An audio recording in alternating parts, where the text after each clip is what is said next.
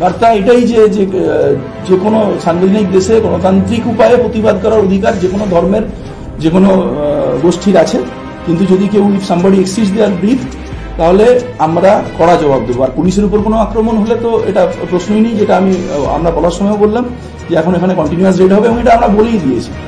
Either they will surrender before the court or we are going to arrest them. এবার যেটা আমাদের case যেমন বিপিটিং সেকশনে হয়েছে সেটাকে আমরা প্রপার ইনভেস্টিগেশন করব।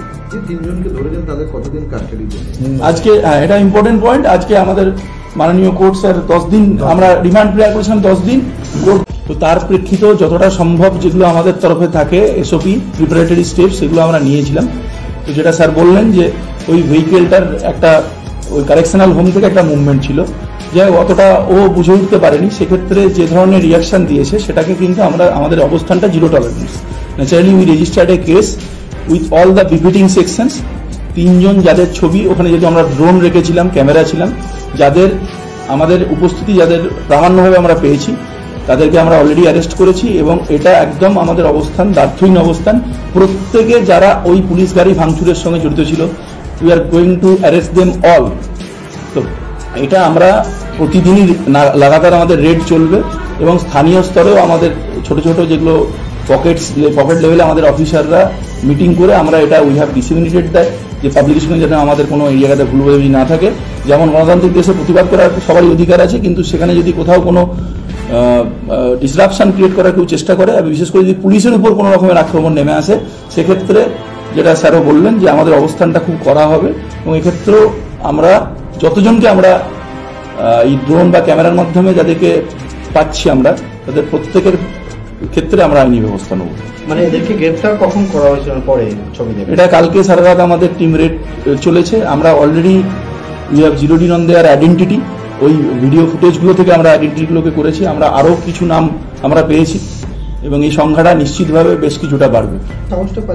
সেই সময় পর্যাপ্ত পুলিশ, আমি সেটাই বললাম যে ফেসবুকে একটা পোস্ট আমতলা চলো, যেটার কোনো অ্যাজ সাচ একটা বিলের বিরুদ্ধে গর্জে ওঠো, প্রতিবাদ করো, আমতলা চলো, সেটাই যে ধরনের এতে আমরা অভ্যস্ত, যেগুলো ট্র্যাডিশনাল যেই ধরনের যে থাকে, সেখানে একটা অর্গানাইজ কারা করছে সেটার আমরা পাই, সেটার একটা ক্লু পাই। এই জন্য যে গ্যাদারিংটা হচ্ছে সেটা অনেকটা হেডলেস মব। যেমন আমরা রাত দখলে কর্মসূচির ক্ষেত্রেও দেখেছি যে এক্স্যাক্টলি কোথাও 200, আবার কোথাও সেখানে হয়তো দেখা গেল 2000 বা 20,000।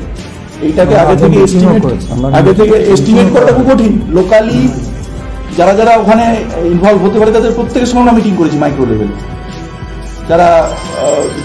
যারা ধর্মীয় সম্প্রদায়কে রিপ্রেজেন্ট করে বা বিভিন্ন কাটিং অ্যাক্রস পলিটিক্যাল অ্যাফিলিয়েশন যাদের একটা পাবলিকের উপর গ্রিপ আছে, সেটা করার পরেও এই জায়গাটা এসছে যেখানেতে আমরা we got out number for a just certain period of time.